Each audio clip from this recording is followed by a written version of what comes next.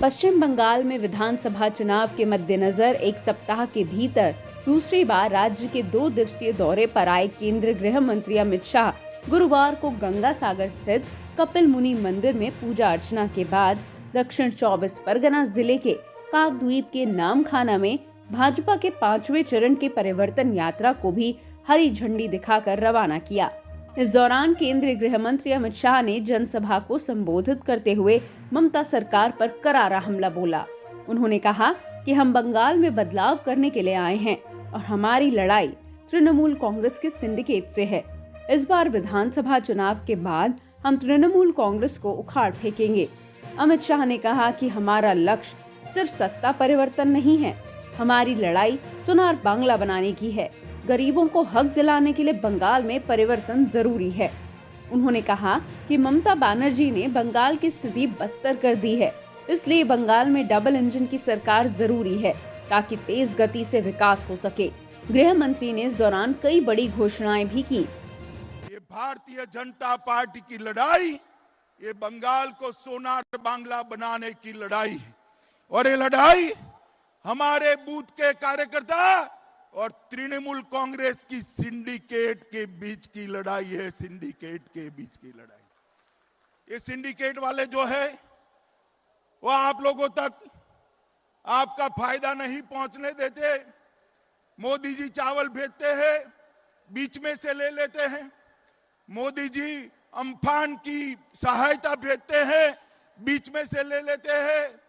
आपको अगर सीमेंट खरीदनी है तो उसको महंगा कर देते हैं। मुझे बताओ, ये सिंडिकेट वालों को बदलने का काम आप करोगे या नहीं करोगे? जरा जोर से बोलो, बदलेंगे क्या? जोर से बोलिए, माताएं भी बोले बदलेंगे क्या? परिवर्तन करेंगे। मित्रों, परिवर्तन, हम सत्ता का परिवर्तन नहीं चाहते। ममता बनर्जी की सरकार निकालकर भारतीय जनता पार्टी की सरकार लाना हमारा लक्ष्य नहीं। हमारा लक्ष्य है बंगाल की स्थिति में परिवर्तन हो। हमारा लक्ष्य है बंगाल की गरीब जनता में परिवर्तन हो। हमारा लक्ष्य है बंगाल की माताओं और बहनों की स्थिति में परिवर्तन हो। ये परिवर्तन यात्रा इसके लिए लाए। बंगाल में जब तक ममता बनर्जी की सरकार है, कानून और व्यवस्था ठीक रह सकती है क्या? जोर से बोलो, रह सकती है क्या? पीछे वाले बोले, रह सकती है क्या? और जोर से बोलो, रह सकती है क्या? बंगाल विकास के रास्ते पर जा सकता है क्या? मित्रों, आपने ऊपर एक नरेंद्र मोदी जी की सरकार बनाई, एक बड़े इंजन को बंगाल के विकास के लिए दिल्ली में बिठाया है, मगर यहां की सरकार वो इंजन को काम नहीं करने देती।